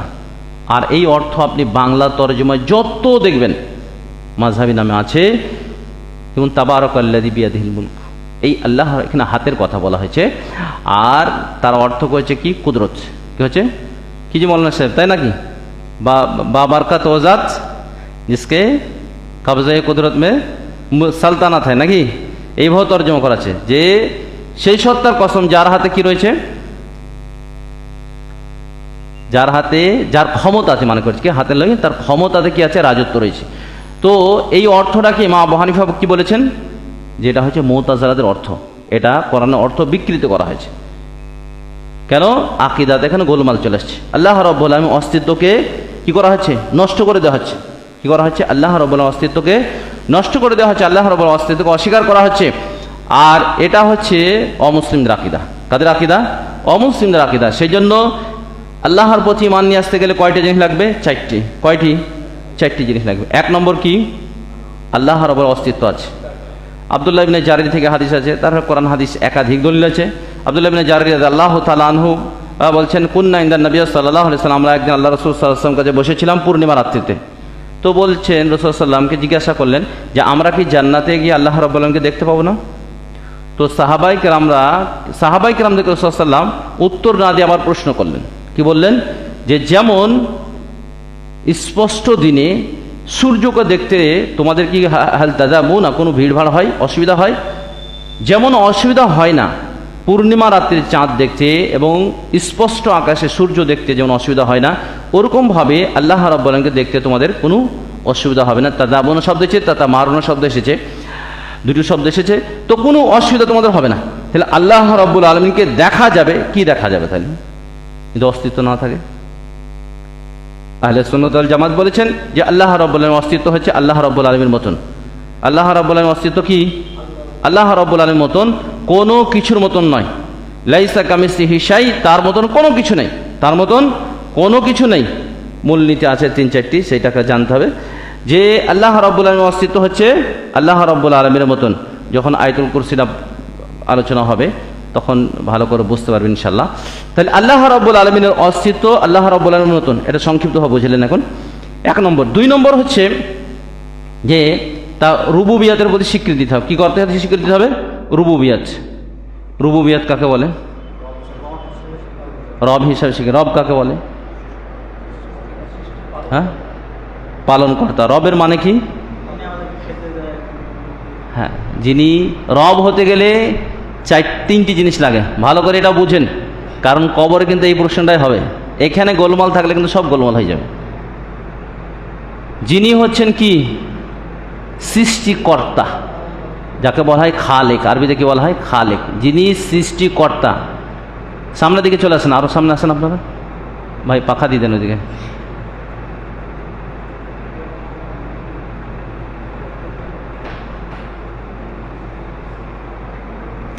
তাহলে কি বললাম? আল্লাহর প্রতি ঈমান নিয়ে আসতে গেলে 1 নম্বরটা হয়ে গেল। 2 নম্বর হচ্ছে তার রুবুবিয়াতের প্রতি ঈমান নিয়ে আসতে হবে।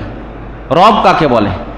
রব আরবিতে বলা হয় যে রব বাবা ইউরাব্বিবু তারবিবান, যে যিনি সৃষ্টি করেছেন তিনি কি করেন, মালিক, তিনি হচ্ছেন সব কিছু নিয়ন্ত্রণ করেন, সব কিছু নিয়ন্ত্রণ করেন, তাকে আরবিতে কি বলা হয়, রব। মুসা আলাইহিস সালাম যখন ফেরাউনের কাছে দাওয়াত দিতে গিয়েছিলেন তখন বলেছিলেন কি, আনা রব ইন্নী রসুলুম মিন রব্বিল আলামিন, আমি রব্বুল আলামিনের পক্ষ থেকে কি হয়েছি, রসুল হয়ে এসেছি। তো ফেরাউন বলছে আল্লাহ তাসমাউন, শুনছো না কি বলছে, দেখো তোমাদের রসুল এ তো পাগল। হ্যাঁ, তো সর্বপ্রথম মুসা আলাইহিস সালাম বলছেন তুমি যদি বিশ্বাসী হও তাহলে বুঝতে পারবে, বিশ্বাসী কথা ব্যবহার করে ইনকুম তু কিনুন না, মুকিনুন শব্দ ব্যবহার করা হয়েছে। আর দ্বিতীয়বার বললো যখন হাসতে লাগলো, তো মুসা আলাইহিস সালাম একটু কড়া ভাব বললেন, বললেন রব্বুল মাশরিক ওয়াল মাগরিব, যিনি পূর্ব এবং পশ্চিমের রব। যদি তুমি জানো তাহলে তুমি বুঝতে পারবা। তৃতীয় বাক্য আরও বলেছিলেন যখন আবার হাসছিল, তো মুসা আলাইহিস সালাম বলেছিলেন যে তোমার রব তিনি হচ্ছেন রব্বুল আলামিন, যিনি তোমার রব এবং তোমার বাপের রব। তুমি তো বর্তমান মিশরের লোকের রব, আর তোমার পূর্বেকার লোকের কে রব ছিল? এটা আসলে উত্তর তিনি দিতে চাইছিলেন যে তোমার রব এবং তোমার কিসে বাপের যিনি রব, তুমি তো বর্তমান লোকের রব। লোক তো লোকের না খেতে দাও বলে রব বলে দাবি করছো, কিন্তু আগেকার রবের কি? যদি তুমি কি হয় বিবেকবান হও তো বুঝতে পারবা, ইনকুম তুম তাকিলুন। তো তখন ফেরাউন বলল একে জাদুকর, কি হবে, জাদুকর, ঠিক আছে, এই তহমত লাগিয়ে দেবেন। তারপর জাদুর পাল্লাপাল্লি বিভিন্ন ঘটনা এসেছে। তো মুসা আলাইহিস সালাম কি বলেছিলেন যে রবকে, এবং ফেরাউন বলেছে মা রব্বুল আলামিন, রব্বুল আলামিন আবার কি জিনিস, রব্বুল আলামিন আবার কি জিনিস আমি জানি না। তো মুসা আলাইহিস সালাম কয়েকভাবে উত্তর দিয়েছিলেন, তার মধ্যে আরেকটা উত্তর দিয়েছিলেন, সেটা হচ্ছে সূরা তাহাতে এসেছে রব্বুনাল্লাযী আতা কুল্লা শাইইন খালকাহু সুম্মা হাদা, আমাদের রব হচ্ছেন তিনি যিনি সৃষ্টি করেছেন এবং তিনি তাদের সমস্ত কিছু দিয়ে থাকেন, সুপথ দেখিয়ে থাকেন, তিনি হচ্ছেন কি, রব। কি হলো, তাকে বলা হয় কি, রব। মুসা আলাইহিস সালাম বলেছেন, রবের ব্যাপারটা খুব সুন্দরভাবে আলোচনা করেছেন। আর এখানে রব হতে গেলে কয়টা জিনিস লাগবে বললাম, তিনটি। একটা হচ্ছে সৃষ্টিকর্তা, দুই নম্বর হচ্ছে কি মালিক, তিন নম্বর হচ্ছে মুদাব্বির বলা হয় আরবিতে, মানে যিনি বিধানদাতা, আইনদাতা, পরিচালক, তিনি হচ্ছেন কি, রব, তাই কি না? আর এই তিনটি যদি খুশি হয়ে মানে, যদি নত হয়ে নেয়, তাহলে সত্যিকারে বান্দা হতে পারবে, সত্যিকারে কবর উত্তর দিতে পারে। কবরে কি জিজ্ঞাসা করা হবে, মান রব্বুকা ওমা দিনুকা মান হাদার রাজুল আল্লাযী বুইসা ফিকুম, তাই কি না? এটা জিজ্ঞাসা করা হবে কি হবে না? তো এখানে তিনটি কথা জিজ্ঞাসা করা হবে। যদি সত্যিকারে বিশ্বাসী হয়, সত্যিকারে যদি ইমানদার হয়, তাহলে সে উত্তর দিতে পারবে। আর যদি সন্দিহান হয় তাহলে কি হবে, হা হা আল্লাদি, আমি জানি না, আকুলু মা ইয়াকুলুন নাস, লোকে বলতো তাই বলতাম, লোকে বলতো তাই বলতাম, আমার জানা নেই। তখন কি হবে, তখন ফেরেশতা তাকে মারতে লেগে যাবে। আর যদি সত্যিকার ইমানদার হয়, তখন সে উত্তর দেওয়ার সঙ্গে সঙ্গেই ফেরেশতা বলবে নাম কানা আমিল আরুস, একবার নতুন বরের মতন ঘুমিয়ে যাও, তোমাকে আর কখনোই জাগানো হবে না। তাহলে এখানে কেন উত্তর দিতে পারবে না? ওই ওরাও বলেছিল, যারা উত্তর দিতে পারছে না, মুনাফিকরা যেমন বলেছিল দুনিয়াতে, মক্কার মুশরিকরা তারা শুনেছিল, মুনাফিকরা আরবি জানতো, তারপরেও তারা কবরকে উত্তর দিতে পারেন। কেন? সন্দেহ ছিল। কি ছিল? সন্দেহ ছিল, অন্তরে তাদের একটা অসুখ ছিল, আকীদা তাদের শুদ্ধ হয়নি, সেই জন্য তারা উত্তর দিতে পারবে না। খালি রবের দ্বিতীয় নম্বর ইমান, আল্লাহর প্রতি ইমান নিয়ে আসতে গেলে দ্বিতীয় নম্বর কি, রুবুবিয়াতের প্রতি ইমান নিয়ে আসতে হবে। কি হবে? রুবুবিয়াতের প্রতি ইমান নিয়ে আসতে হবে। তাহলে রুবুবিয়াত, রব হতে গেলে কয়টা জিনিস লাগবে? তিনটি। একটা হচ্ছে খালেক, দুই নম্বর মালিক, তিন নম্বর হচ্ছে কি মুদাব্বির। মুদাব্বির কাকে বলে? যিনি বিধান দেয়, যিনি আইন কানুন দেয়। আপনাকে এতে সন্তুষ্ট থাকতে হবে, যিনি আমাকে সৃষ্টি করেছেন তিনি আমার মালিক, তিনি আমার মাথা থেকে পা পর্যন্ত বিধান দেওয়ার অধিকার রাখে। এই সন্তুষ্ট থাকলে তবে কি হবে? ইমানের টেস্ট পাবে, বা ইমান সত্যিকার হলো, নাইলে ইমানদার হলো না। আরেকটা কথা বলে দিই এখানে, সেটা হচ্ছে রাসূলুল্লাহ সাল্লাল্লাহু আলাইহি সাল্লাম মক্কা ফাতার দিন একটা আয়াত পড়ছিলেন, সূরা তাওবাতে এসেছে ইত্তাখাযান নাসু আহবারাহুম ওয়া রুহবানা আরবাবা মিন দুনিল্লাহ, যে আর সেই সময়তে একজনা ইহুদি খ্রিস্টান ইসলাম কবুল করেছিল, আদি ইবনে হাতিম। মুসনাদ আহমদে হাদিসটা রয়েছে, আর সূরা তাওবাতে আয়াতটা রয়েছে।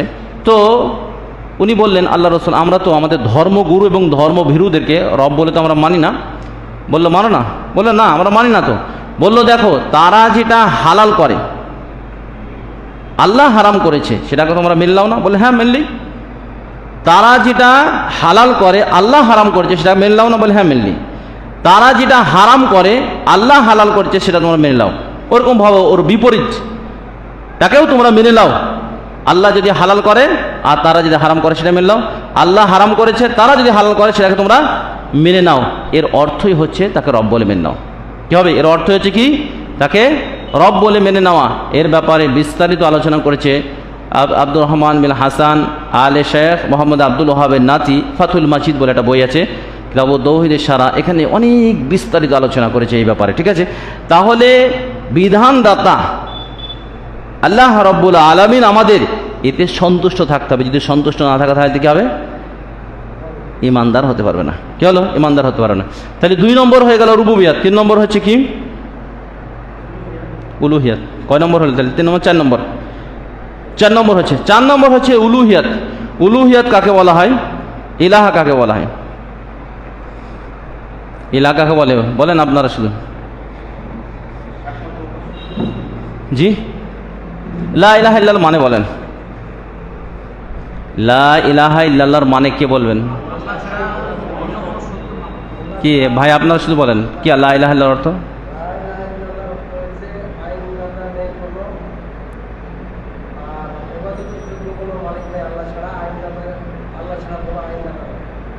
জি জি, আর আপনারা কি বলছেন ওইদিকে ভাই? জি মাশাআল্লাহ, বারাকাল্লাহ, হায়াকুমুল্লাহ, রাহাকুমুল্লাহ। ব্যাপার হচ্ছে আল্লাহ ছাড়া লা মওজুদা ইল্লাল্লাহ, এই অর্থটা হচ্ছে ভুল, যে আল্লাহ ছাড়া কোনো কিছুর অস্তিত্ব নেই বা কোনো উপাস্য নেই। সঠিক অর্থ যেটা সালাফে সালেহিনরা করেছেন, বলছে লা মাবুদা বিহাক্কিন, সত্যিকারে কোনো উপাস্য নেই। কি অর্থ হবে? সত্যিকারে কোনো উপাস্য নেই আল্লাহ ছাড়া। তাহলে লা ইলাহা ইল্লাল্লাহ মানে কি হবে? আল্লাহ ছাড়া কোনো সত্য উপাস্য নেই। কি হবে? আল্লাহ ছাড়া কোনো সত্য উপাস্য নেই, এটা অর্থ করতে হবে। ইলাহা বলা হয় আলিহা ইয়ালাহু, বাবে ফাতাহা এবং ইসলামিয়া থেকে এসেছে। আলিহা ইয়ালাহু ওয়া আলাহা ইয়ালাহু। ইলাহা বলা হয় যে মানুষ যার কাছে গিয়ে তার মনের কথা, দুঃখ, বেদনা, কষ্ট, আশা, আকাঙ্ক্ষা সব কিছু যার কাছে খুলে বলে, আরবিতে তাকে কি বলা হয়? ইলাহা বলা হয়। বুঝতে পারছেন তো আপনারা? বুঝতে পারছেন তো? মানুষ যার কাছে তার মনের কথা, দুঃখ, বেদনা, আশা, আকাঙ্ক্ষা সব কিছু খুলে বলে, আরবিতে তাকে কি বলা হয়? ইলাহ বলা। যার মতন চলে। আর একটা কথা ইলাহার অর্থ হয়, সেটা হচ্ছে যাকে সবচেয়ে বেশি ভালোবাসে, তাকেও আরবিতে কি বলা হয়? ইলাহ বলা হয়। তাকে কি বলা হয়? ইলাহা বলে। কারণ আমি তারপরে দলিল দিচ্ছি, সেটা হচ্ছে কোরআনে প্রবৃত্তি মতো চলা, মন মতন চলা, মনের খেয়াল খুশি মতন চলা, একেও আল্লাহ তাআলা কোরআনে 2 জায়গায় বলেছেন, সূরা ফুরকান এবং সূরা জাসিয়াতে। আফারাইতা মানিত্তাখাযা ইলাহাহু, তুমি কি দেখো নাই যে তার মনকে, প্রবৃত্তিকে ইলাহা বানিয়ে নিয়েছে, সে নিজের মন মতন চলে, তুমি কি তার অভিভাবক হবে? আল্লাহ মুহাম্মদ সাল্লাল্লাহু আলাইহি ওয়াসাল্লামকে বলছে তুমি কি তার অভিভাবক হবে? আর সূরা জাসিয়া বলছে সে পথভ্রষ্ট। তো আল্লাহ রাব্বুল আলামিন এখানে বলতে চেয়েছেন মন মতন চলা, খেয়াল খুশি চলা। আর হচ্ছে ইলাহা বলা হয় যার সাথে অন্তর লেগে যায়। কি বলা হয়? উলফাত শব্দ থেকে এসেছে আলফাত। হ্যাঁ, যার সাথে অন্তর লেগে যায় তাকেও বলা হয় কি? ইলাহ। তাকে বলা হয় কি? ইলাহা বলা হয়। যেমন ধরেন একটা ছেলে ফুটবলের প্রতি খুবই আসক্ত আছে, ফুটবল না দেখলেও থাকতে পারে না, তো ফুটবলও ওর ইলাহ হয়ে যেতে পারে।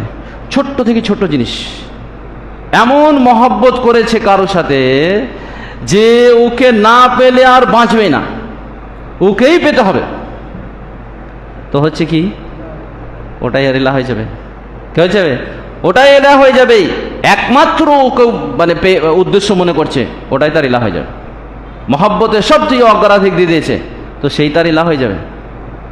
কথা বুঝতে পারলেন? সূক্ষ্ম জিনিস, ছোট জিনিস হয়ে যেতে পারে, সেই জন্য ওগুলো সাবধান থাকতে হবে। তাহলে ইলাহ শব্দর বলা হয় যার কি করা হয়? ইবাদত করা হয়, যার দাসত্ব করা হয়, যাকে মহব্বত করা হয়, যার প্রতি ভালোবাসা দেখানো হয়, তাকে আরবিতে কি বলা হয়? ইলাহা বলা হয়। যার কাছে সব কিছু খুলে বলে এবং পর আশা করে, তাকে বলা হয় ইলাহ। যাদের ধরেন এই যারা মাজারের কাছে যাচ্ছে, তারা সেখানে কি করে? সন্তান চায় কি চায় না? একবারে বিনয়ী হয়, একবারে সর্বাধিক বিনয়ী হয়, দিয়ে বলে আমাকে সন্তান দাও, তো তার ইলাহ কি হয়ে যাবে? সেই হয়ে যাবে। নদীর কাছে গিয়ে যারা নদীর পূজা করে কেমন করে? বিনয় হয় কি হয় না? একবারে বিনয় হয়ে যায়, তো কি হয়ে যাবে? তখন সে তার ইলাহ হয়ে যাবে, নদী তার ইলাহ হয়ে যাবে। মানে তার প্রতি সব কিছু হাত পা ছেড়ে দিয়ে একবারে কি আছে, সব ভরসা তার উপর করে ফেলছে, তো কি হবে? তাকে ইলাহ হয়ে যাবে। তাহলে ইলাহ হচ্ছে তাকে বলা হয় যে যার কি করা হয়, মনের কথা যার কাছে খুলে বলা হয়, দুঃখ বেদনা কষ্ট আশা আকাঙ্ক্ষা এবং সেখানে পাওয়া যাবে এরকম যার ধারণা রয়েছে যার ব্যাপারে, সেটাই তার ইলাহ হয়ে যায়। ইলাহর মানে হচ্ছে মাবুদ। ইলাহ মানে কি হচ্ছে? মাবুদ, যার ইবাদত করা হয়, যার দাসত্ব করা হয়। তাহলে ইবাদতের মধ্যে অনেক জিনিস আছে। ইবাদত কাকে বলে বলেন? ইবাদতের মানে কি? ইবাদত মানে হচ্ছে উপাসনা করা। কি বলা হয়েছে? উপাসনা করা। ইবাদতের অনেক অর্থ দিয়েছে। এর ব্যাপারে সুন্দর একটা বাজারে বই এসছে, এই যে বাংলাদেশের হানাফিদের আহলাদিস হচ্ছে কি নাম, ইমাজউদ্দিন না কি নামটা, হ্যাঁ ইমাম হোসেন খুব সুন্দর একটা বই এসছে। হ্যাঁ, উনি এবার ইমাম ইবনে তাইমিয়া থেকে অনেক এবং অন্যান্য সালাফদের থেকে অনেক উদ্ধৃতি নকল করে বাংলাতে বইটা বাহির করছে। ইমাম হোসেন হেবি সুন্দর বই, এবং বিশেষ করে অল্প সংক্ষিপ্তর মধ্যে খুব সুন্দর বই। আর আবু বকর জাকারিয়া স্যার আছে বই, কিন্তু ওটা বড় বই। এই বইটা খুবই সংক্ষিপ্তভাবে উনি আলোচনা করেছে। ইমাম ইবনে তাইমিয়া বলেছেন ইবাদতের অর্থ হচ্ছে ইসমুন জামিউন। ইবাদত হচ্ছে একটা ব্যাপক অর্থবোধক শব্দ। কি হচ্ছে? ব্যাপক অর্থবোধক শব্দ। ইবাদত বলা হয় মা ইউহিবুল্লাহ, আল্লাহ যা ভালোবাসে, ওয়ারদ, আল্লাহ যাতে সন্তুষ্ট, তাকে কি বলা হয়? ইবাদত বলা হয়। কি বলা হয়? ইবাদত বলা হয়। আল্লাহ যা ভালোবাসে, আল্লাহ যাতে সন্তুষ্ট হয়, আরবিতে তাকে কি বলা হয়? ইবাদত বলা হয়। ইবাদতে তিনটি জিনিস লাগে। কি লাগে? শেষ করে দেবনি, এটা বলি শেষ করে দিই। ইবাদতের তিনটি জিনিস লাগবে। একটা হচ্ছে তাদাল, ভালো করে শুনেন, তাদালুল গায়া, সর্বাধিক বিনয়ী হতে হবে। কি হতে হবে? সর্বাধিক বিনয়ী। সর্বাধিক বিনয়ী যদি না হওয়া হয় তাহলে ইবাদত হবে না। নামাজ পড়তে হলো কিন্তু বিনয়ী মনোভাব নেই, ও ইবাদত হবে না। ইবাদতের মধ্যে তাদাল্লুল, বিনয়ী মনোভাব থাকতে হবে। বিনয়ী থাকতে হবে, বিনয়ী না থাকলে ইবাদত হবে না। 2 নম্বর হচ্ছে আল খাউফ, ভয় থাকতে হবে। ভয় না থাকলে ইবাদত হবে না। 3 নম্বর হচ্ছে আর রজা, আশা থাকতে হবে। আশা না থাকলে ইবাদত হবে না। যেটা রমজান মাসে সব মৌলবী সাহেবরা পেশ করে, মান সামা রমাদানা ঈমানান ইহতিসাবান, যে ব্যক্তি রোজা করলো ইমানের সাথে আর কিসের সাথে? নেকির আশা নিয়ে। বলা হচ্ছে না? নেকির আসামে যে রমজান মাসে রোজা করলো, নেকির আশা নিয়ে যে তারাবির নামাজ পড়লো, নেকির আশা নিয়ে যে জানাজায় অসংখ্য করলো, সব নেকির আশা। যদি তাহলে নেকির আশাও থাকতে হবে। কি বলছে? নেকির আশাও থাকতে হবে। এই মানসুর হাল্লাস, হ্যাঁ, যারা এই যে আপনার কি বলে, যারা বাউলদের একটা বড় মানে বড় গুরু যাকে বলে, এবং রাবিয়া বাসরিয়া, ঠিক আছে, এইসব কিস্সা কাহিনী বহু পড়ানো হয় বা পড়ে, গল্প কাহিনী। তো এ বলেছিল যে তোমরা জান্নাতের আশা করছো, সুফিবাদের আকীদা, জান্নাতের আশা করছো, এই জান্নাতকে আমি দুনিয়ার আগুন দিয়ে, দুনিয়ার কি ওর আগুন দিয়ে জ্বালিয়ে দেবো। আর জাহান্নামকে ভয় করছো, আমি দুনিয়ার পানি দিয়ে লিভিয়ে দেবো। আউযুবিল্লাহি মিনাশ শাইতানির রাজিম। এটা কত কঠিন কথা এবং বিভ্রান্তিকর কথা যে দুনিয়ার আগুন দিয়েছে। ওরা বলছে আমরা আল্লাহর সাথে করতে চাই। কি করতে চাই? প্রেম করতে চাই। আউযুবিল্লাহি মিনাশ শাইতানির রাজিম। যে আল্লাহর সাথে এরকম অনেক গজলও আছে। মহব্বতের জায়গায় কি ব্যবহার করে? প্রেম শব্দ করে। তোমার প্রেমে কি হয়েছি? পাগল হয়েছি, তাই না? এই সবগুলা আল্লাহর শানে এবং নবীর শানে ব্যবহার করে, আহলে হাদিসরাও করে। এই আহলে হাদিস মাদ্রাসাগুলোতে ছাত্রদেরকেও দেখছি সব ওই সব গজল বলে চলে যাচ্ছে। হ্যাঁ, আর যদি সচেতন আলেম না হয়, যদি না বুঝে, এগুলো বড় সমস্যাজনক। প্রেম শব্দটা হয় কার সাথে? আশিক মাশুক, মানে প্রেমিকার সাথে শব্দটা ব্যবহার হয়, মানুষের সাথে হতে পারে। কিন্তু আল্লাহ রাব্বুল আলামিনের শানে এই শব্দ ব্যবহার করা কি বড় অপরাধমূলক, বড় অন্যায়। অনেক গজল আপনার আছে, বলছি আহলে হাদিসরাও বলে বহু গজল আছে যেগুলোতে প্রেম শব্দ ব্যবহার করে, ইশক শব্দ ব্যবহার করে, যেগুলো আল্লাহর শানে বড় অপরাধমূলক এবং বড় অন্যায়। কারণ ইশক শব্দ আল্লাহর সাথে ব্যবহার করা যাবে না, ওরকমভাবে নবীর শানে ব্যবহার করা যাবে না।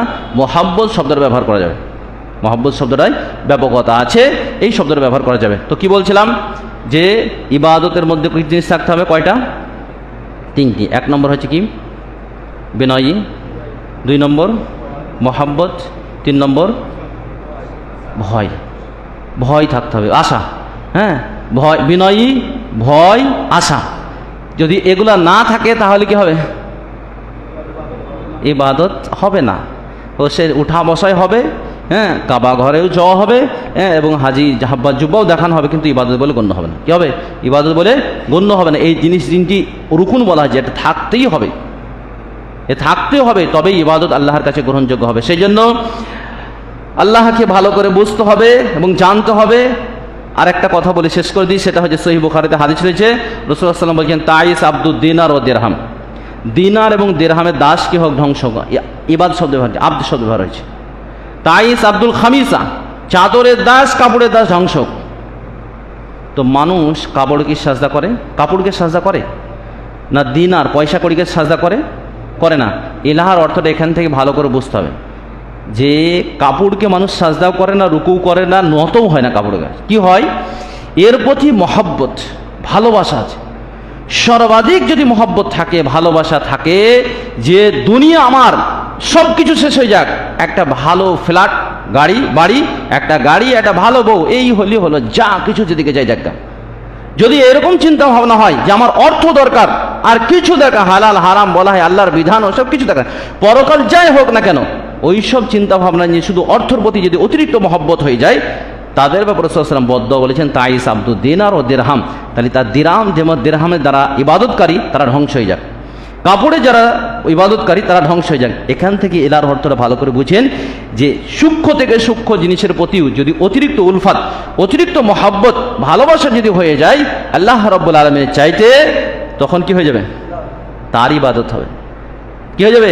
তারই ইবাদত হয়ে যাবে, তারই দাসত্ব করা হয়ে যাবে। সেই জন্য আল্লাহর প্রতি মান নিয়ে আসতে গেলে চারটি জিনিসের স্বীকৃতি লাগবে। এক নম্বর কি? যে তার অস্তিত্ব। দুই নম্বর কি? রুবুবিয়াত। তিন নম্বর ছুটে গেছে, সেটা আসমা ও সিফাত, আল্লাহর নাম এবং গুণ। কি হবে? আল্লাহর নাম এবং গুণ। এগুলো বলতে গেলে আর অনেক টাইম লাগবে, এই দিন বলবো ইনশাল্লাহ। আর চার নম্বর, বাড়ি যাও না। আর চার নম্বর হচ্ছে উলুহিয়াত। কি হচ্ছে? উলুহিয়াত। এই চারটি জিনিসে যদি স্বীকৃতি দেয়, তাহলে আল্লাহর প্রতি মানানো হল, না হলে আল্লাহর প্রতি মানানো হল না। মনে করেন আগেকার তিনটে আছে, আল্লাহর অস্তিত্ব মানে, আল্লাহ রাব্বুল আলামিনের নাম গুণ মানে, এবং আল্লাহ রাব্বুল আলামিনের কি রব হিসাবে মানে, কিন্তু দাসত্ব করে না। তাহলে সে মুসলিম হবে? আল্লাহর প্রতি মানা হবে না? হবে না। ওগুলো বলছে সবই ঠিক আছে, ঠিক আছে। আহলে সুন্নাত ওয়াল জামাতের আকীদা আলোচনা করতে গিয়ে সালেহ ফাউজান বিস্তারিত আলোচনা করেছেন, আর বলেছেন যে, বলছে আমার মুখেও বলছে আর অন্তরেও বলছে আমার আকীদা ঠিক আছে, কিন্তু কাজ করে না, কিছুই কাজ করে না, একবার টোটালভাবে কোনো ফরজ করে না, তাই সে মুসলিম হবে না। তাই বলছে কি হচ্ছে? মুসলিম হবে না। আবার মুরজিয়াদের অনেক ভাগ দেখিয়েছে, সেগুলো আলোচনা করলে আরও জটিল। তো বিষয়টা হচ্ছে কি, আল্লাহর প্রতি মান রাখতে গেলে চারটি জিনিস ভালো করে বুঝতে হবে। তার মধ্যে একটা বাদ চলে গেছে, আপনারা কিছুই তো বললেন না, আসমা ও সিফাত। ওটা অনেক বিস্তারিত আলোচনা করতে হবে। আল্লাহর কাছে আমরা দোয়া করি যে আল্লাহ রাব্বুল আলামিনকে আকীদা বুঝা এবং সঠিক আকীদা, সুস্থ আকীদা করে আমরা যেন জীবনযাপন করতে পারি। এবং আল্লাহ রাব্বুল আলামিন তুমি এর ওপর আমাদের মৃত্যু দিও, এবং আল্লাহ রাব্বুল আলামিন এর প্রতি আমাদেরকে মানুষকে দাওয়াত দেওয়া বা আহ্বান করা তৌফিক দিও, কারণ এটা সবচেয়ে ভালো কাজ। যত ওয়াজ নসিহত আমরা করছি না, সব থেকে ভালো কাজ কোনটা? আকীদার কাজটা। সেই জন্য আল্লাহর কাছে বেশি বেশি করে এইটা করতে হবে। এটা বন্ধ করে দেন। ভাইদেরকে, যে সমস্ত ভাই এলাকার এসেছেন